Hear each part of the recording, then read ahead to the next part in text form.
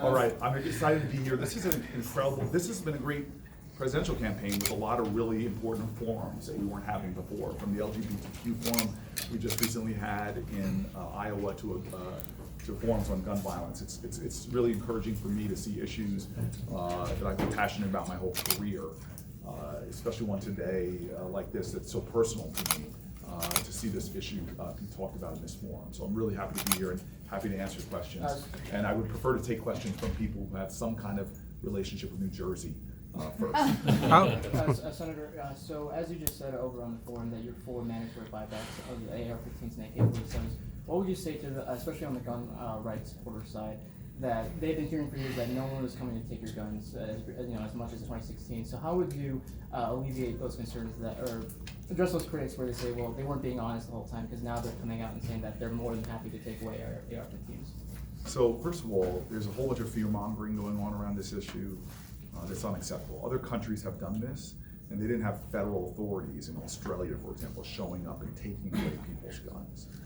This is about what is our societal measure. We've already said that there are certain weapons, from machine guns to other more serious weapons that we've said should not belong on our streets. Close to 80% of Americans do not believe that these weapons of war should be in private hands and in community hands. We should do something about that, and I support a policy that will, but I'm not going to play into the fear mongering of the right who's trying to whip up irrational fear about this issue. This is about the safety of our nation and us taking the logical steps to keep people safe.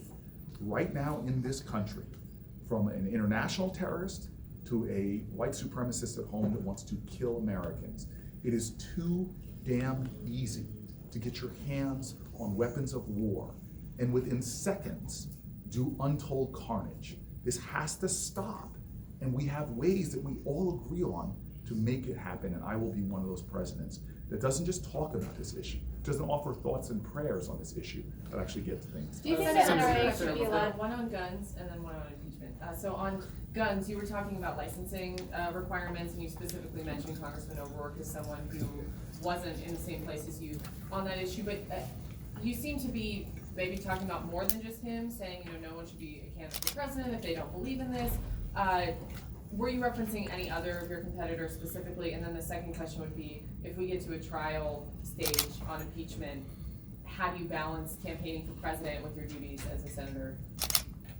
So you better have some Jersey proximity for two questions. I grew up in upstate. You grew up in upstate New York. So, close enough. not really close, but sort of. So first of all, Beto O'Rourke is no different than me. I grew up in suburbs that didn't see regular gun violence, and it wasn't until 20 plus years ago that I moved into a community and started seeing the horrors that I suddenly became an activist back in the 90s. And that's my point. We should have a more courageous empathy to act on these issues and not have to have them visit upon our communities. So I'm grateful for the leadership we're seeing now from folks who understand the horrors.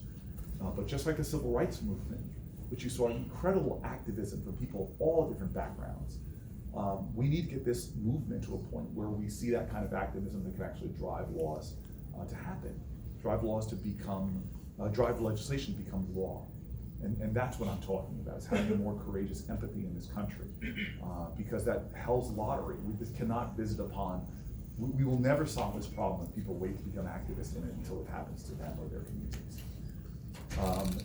Look, I don't know where this impeachment proceedings will lead, but I am one of these people that have been calling for impeachment proceedings to begin for some time now, because I believe that those of us who swore an oath to uphold the Constitution should do the right thing to stop a president who doesn't seem like he believes he's subject to the checks and balances of the Constitution.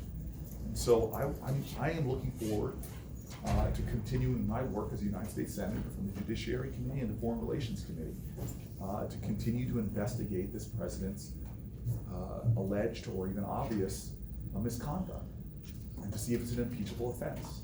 And if the House does file articles of impeachment, I will serve on a 100-person jury, and I will do what the Constitution mandates and sit in that role. Senator, do you support think the that the peace NRA plan? should be able to continue as a tax-exempt organization, given the way that they've used their financial resources to curry favor with Russian officials? I think that we see a tremendous evidence of wrongdoing there, and if I am the President of the United States, the Justice Department will investigate them and hold them accountable for laws that they may or may not have broken. This is about accountability. We see that organization is already in disarray, already has evidence of financial improprieties, already particularly damning evidence about their working with foreign powers that are trying to attack our democracy. They, like any organization, must be held accountable for their actions. As President of the United States, I will do that.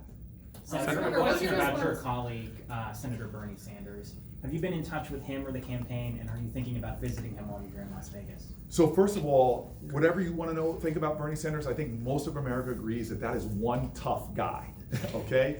Bernie Sanders is strong, is tough. He had a issue which we all now know about, and frankly, putting stents is becoming a rather routine thing. I've reached out to their campaign. We've reached out to get messages to him to let him know that his colleague, his partner on a lot of things in the United States Senate, I think like most Americans, I don't care what your background is, who you support, all Americans should be wishing him well right now.